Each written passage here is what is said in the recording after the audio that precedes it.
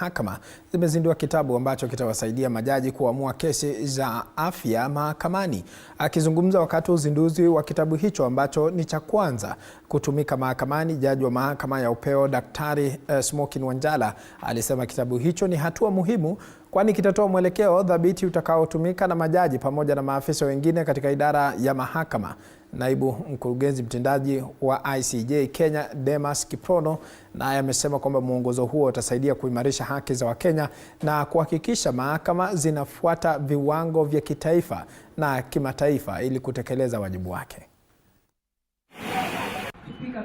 The bench book is going to contribute to certainty and uniformity in decision making because it's now a reference point when a judge or any judicial officer or a magistrate is confronted with an issue that has already been decided and has already been dealt with in this bench book. It becomes very easy for the judicial officer to make a reference and come up with a uniform decision.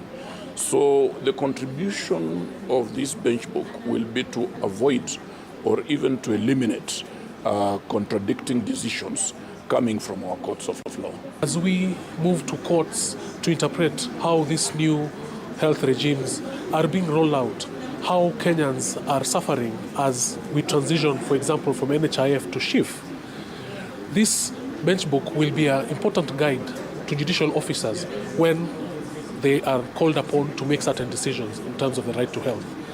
This book is so instrumental because it has also brought out certain issues. For example, the rights of parents and children born out of surrogacy. This is something that is not provided for under law, but these are things that are happening in Kenya. And if you look at the bench book, it addresses that issue, and in a case that was decided by Justice Majanja, it also speaks about the right to emergency health care. When someone goes to hospital and they are left outside, is that a violation of their right to health? It speaks to those issues. This bench book also informs policy because in some of the decisions, the courts have said to Parliament, to the government, please come up with certain policies, for example, in the intersex case issues that have now transformed lives of intersex people. 10 years ago, no one even knew they existed.